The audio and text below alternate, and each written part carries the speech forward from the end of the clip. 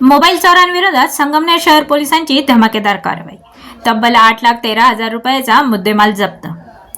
संगमनेर शहरात गेल्या काही दिवसापासून मोबाईल चोरांचा सुळसुळाट झाल्याचं दिसून येत होतं. गर्दीच्या ठिकाणी नागरिकांना मोबाईल चोरांचा धसका घेऊन चालत राहण्याची वेळ आली. चोरांचे आवडते भक्षस्थान एसटी बस स्थानक असल्याने मोबाईल मिसिंगच्या तक्रारी वाढतच जात होत्या. संगमनेर शहर पोलीस हद्दीत मिसिंग मोबाईलमधील 8,13,000 रुपये किमतीचे एकूण 40 अँड्रॉइड मोबाईल हस्तगत करण्यात आले.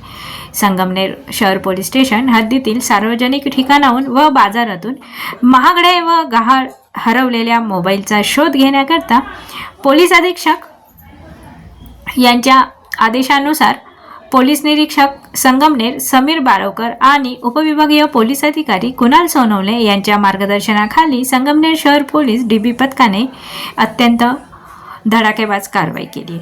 Police sub inspector Shrikant Sawant यांच्या सहाय्याने गहाळ व हरवलेले मोबाईल दिनांक 1/8/25 ते दिनांक 31/12/25 या दरम्यान राबवण्यात आलेल्या विशेष मोहिमेचा यश म्हणावे लागेल की एकूण 40 मोबाईल किमतीचे 8 लाख रुपये CEIR पोर्टलच्या माध्यमातून हस्तगत करण्यात पोलिसांना यश आलं.